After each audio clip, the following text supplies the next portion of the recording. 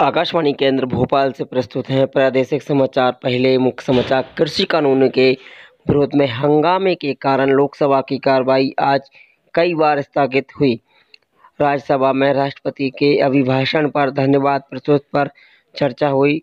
रक्षा मंत्री राजनाथ सिंह ने स्वदेशी हथियार प्रणालियों और साजो सामान के डिजाइन तथा निर्माण क्षेत्र में भारत की बढ़ती उपस्थितियों पर जोर दिया। केंद्र सरकार ने किसानों के मुद्दे पर ट्वीट को नोटिस जारी किया कि कड़ी कार्रवाई की चेतावनी होनी चाहिए। देश में कोविड-19 से स्वस्थ होने वालों की दर 97.08% हुई। विश्व में सबसे तेजी से 40 लाख कोविड टीके लगाने की भारत सबसे आगे है।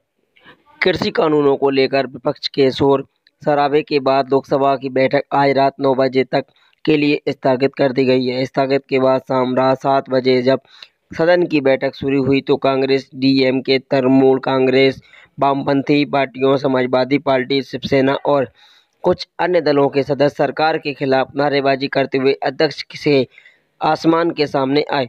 इससे पहले शाम 4 बजे जब सदन की बैठक शुरू हुई तो लोकसभा में कांग्रेस के नेता अधीर रंजन चौधरी ने विशेष प्रदर्शन कर रहे किसानों का मुद्दा उठाया।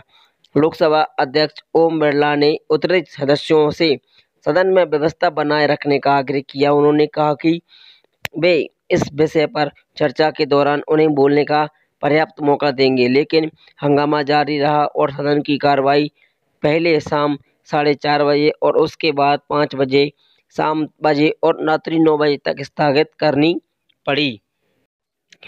राज्यसभा में आज राष्ट्रपति के अभिभाषण के धन्यवाद प्रस्ताव पर चर्चा हुई। इसके लिए प्रश्नकाल स्थगित कर दिया गया। सदन में सहमति बनी कि प्रस्ताव पर चर्चा के लिए ज़्यादा समय दिया जाए ताकि विभिन्न राजनीतिक दलों के सदस्य किसानों के आंदोलन से जुड़े मुद्दे पर भी अपने विचार रख जा सकें। आज सुबह सदन की कार्रवाई शुरू होने पर संसदीय कार्य मंत्री प्रहलाद जोशी ने कहा कि उन्होंने आज के प्रश्नकाल और कल के प्रश्नकाल के साथ साथ शून्यकाल को स्थगित करने के बारे में विपक्षी नेताओं से बात कर ली है। उन्होंने बताया कि सदन में विपक्ष के नेता गुलाम नबी आज़ाद ने इस मामले में अपनी सहमति दी है। चर्चा की शुरुआत करते हुए भाजपा सदस्य भुवनेश्वर कतीला ने केंद्र सरकार द्वारा किसानों से कल्याण के लिए उठाए गए विभिन्न कदमों का जिक्र किया। उन्होंने कहा कि सरकार किसानों के सभी मुद्दों पर चर्चा करने को तैयार है। आयुष्मान भारत के बारे में उन्होंने कहा कि देश में लाखों गरीब परिवार को इससे लाभ पहुंचा है।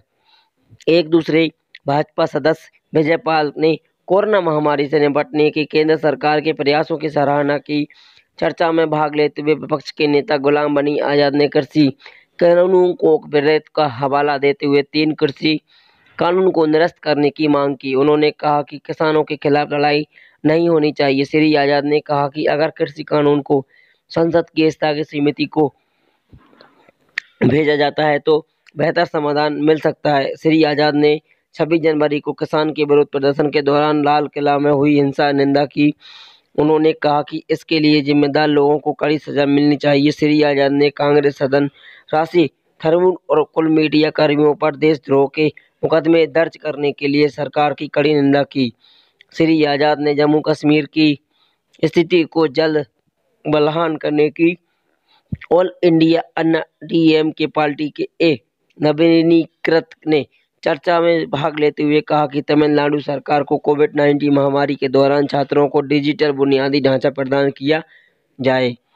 बीजू जनता दल के प्रवक्ता आचार्य श्री गणतंत्र दिवस पर हुई हिंसक घटनाओं को दुर्भाग्यपूर्ण करार देते हुए इसकी जांच उच्चतम न्यायालय में के न्यायाधीश के करने की मांग की। उन्होंने सरकार से कृषि कानून में न्यूनतम समर्थन मूल्य को शामिल करने का आश्वासन और स्वामीनाथन कमेटी के सुझावों को पूर्ण लागू करने की मांग की है। डीएमके पार्टी के तृणमूल संरक्षण कि पिछले सत्र राज्यसभा में पारित 3 कानून का सवाल उठाया। उन्होंने किसानों द्वारा किए जा रहे विरोध प्रदर्शन मजेदार कृषि कानून के निरस्त करने की मांग की। तेलंगाना राष्ट्र समिति के डॉक्टर के केशव राव ने कृषि कानून पर उठे विशेष प्रदर्शन को समाप्त करने के लिए कदम उठाने को कहा। उन्होंने सुझाव दिया है कि मामले को सुलझाने में सर्वोच्च न्यायालय सदनों की मदद लेनी चाहिए।